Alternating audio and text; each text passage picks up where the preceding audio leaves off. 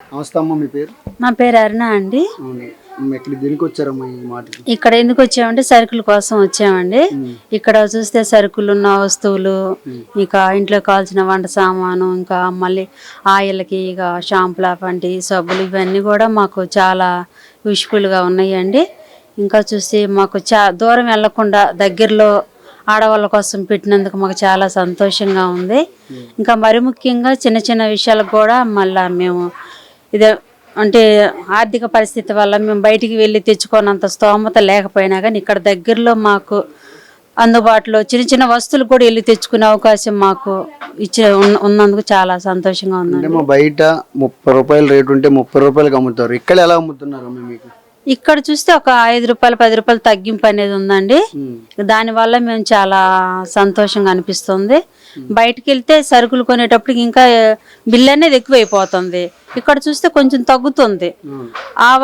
ఆ తగ్గింపు ద్వారా మాకు ఇంకొక వస్తువు అనేది అదనంగా వస్తుంది.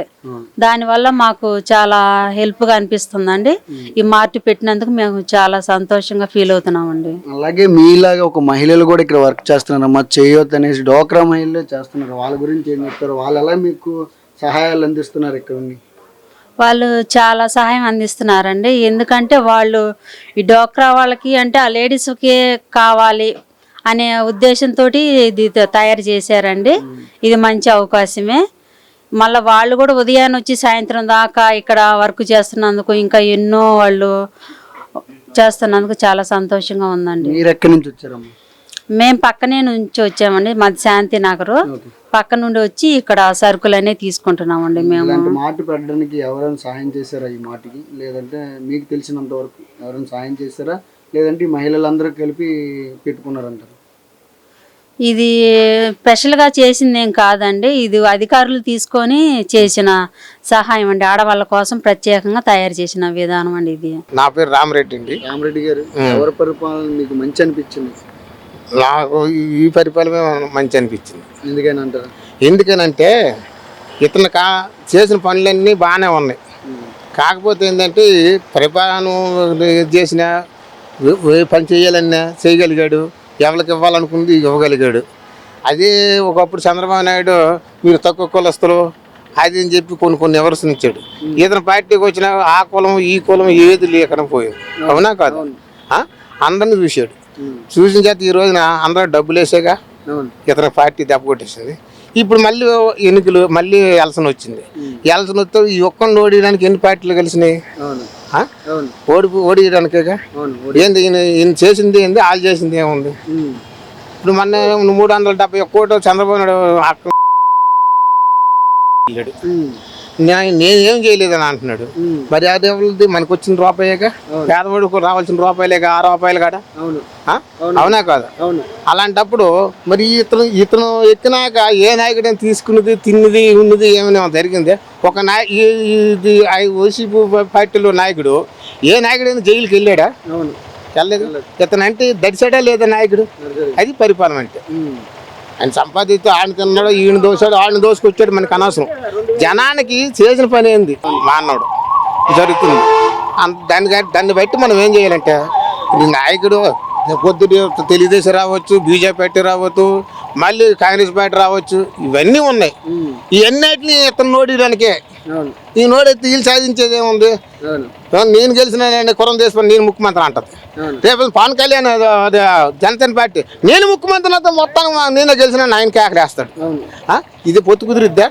ఇక్కడ కుదిరినట్టు రేపు పొద్దున గెలిచిన వీళ్ళు ఎంత చీలికలు వస్తాయంటే అన్ని రకాలు వస్తాయి. ఒకే మాట మీద ఉండి ఒకే థర్డ్ మీద గెలిచిన మగోడు నెంబర్ 1 ఆంధ్రప్రదేశ్కి ఇతను. అయితే ఈ సార్వత్రిక ఎన్నికల్లో 2024లో చీరాల ఎలా ఉంది సార్? చీరాల ఎక్కడ దగ్గుపెట్టి అది కన్నం బలరాం గెలుస్తాడు, ఖచ్చితంగా గెలుస్తాడు. ఇంకా బాబు గారు కూడా సూపర్ 6 అనే ఒక కాన్సెప్ట్ తో వస్తున్నారు. గ్యాస్ బండ్లని లేదా మహిళలకు 1500 చంద్రబాబు నాయుడు బొంకులు ఎన్ని బొంకులు చూసుంటాం. 14 సంవత్సరాలు ముఖ్యమంత్రి బాధ్యత చేశాడు. ఎవరైనా ఇప్పుడు అటుకోరం కోసం ఏదైనా చెప్తాను. అది జరిగే పనులు ఇంకా పెరిగిద్ది కానీ ఒకవేళ ఇవన్నీ ఇవ్వాలని ఇంకా బాబు ఇంకా పెంచుతాడు.